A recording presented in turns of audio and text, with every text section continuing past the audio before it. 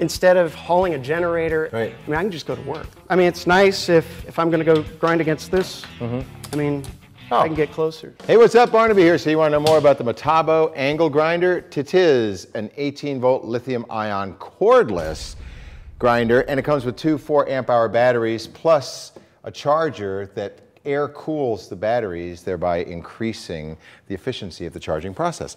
Now, as far as what's happening with the tool itself, 8,000 RPMs, comes with 5 cutoff wheels, and has a swivel point back here for the battery. And we're going to find out what that gets you in life from Brian, who tested it mightily, and we want to know if you can just fill us in on 4 criteria. All right, that would be the performance, because it's cordless. We'd like to see how it compares maybe to a corded. And design, you know, it's got a lot of different features to it that we'd be interested to know whether you like or think are frivolous.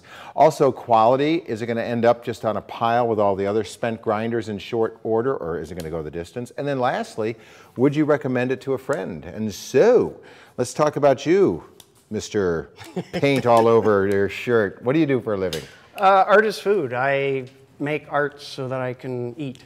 Okay, that's good. So what sort of art do you bear down on?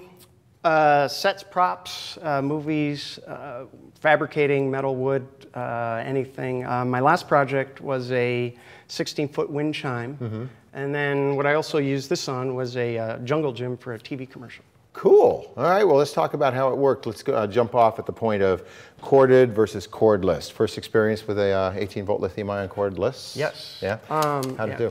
It was great. It was a surprise. It acted like a corded drill, or a corded grinder. Yeah, so what sort of materials were you going through? Metal, wood, screws, bolts, concrete, little everything. How thick a metal? 1/4 inch. Didn't choke up at all.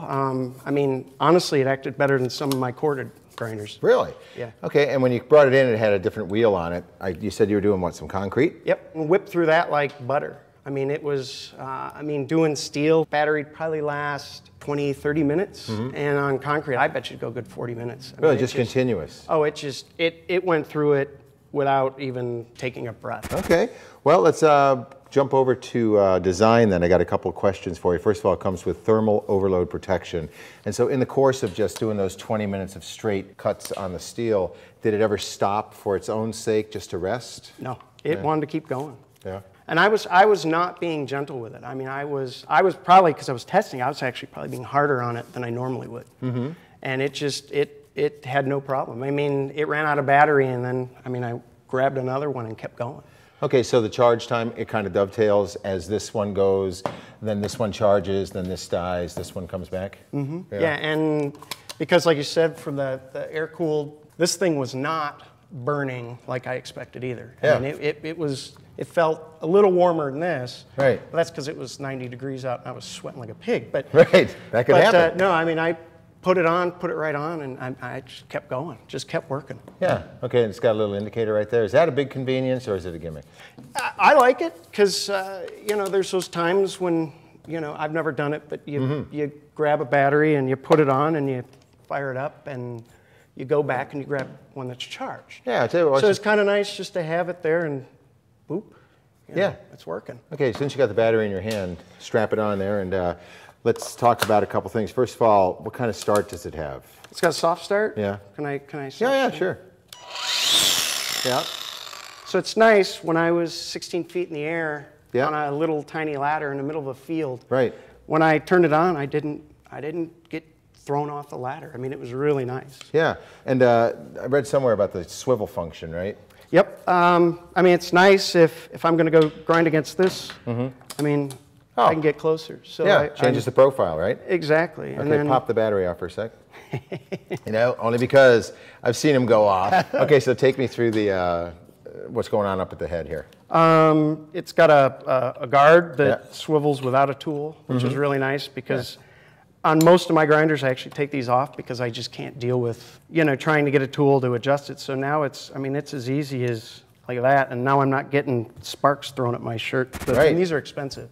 Handle goes both sides. What about changing out the wheels? Rotate. Pardon me? Changing out the wheels?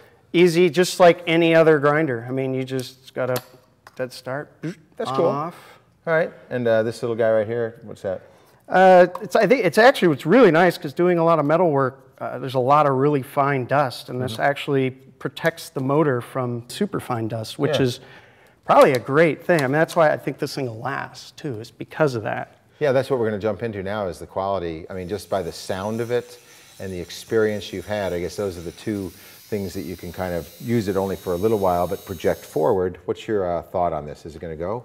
No, I think it's going to last. I mean, I go through these. I mean, I go through corded ones, right?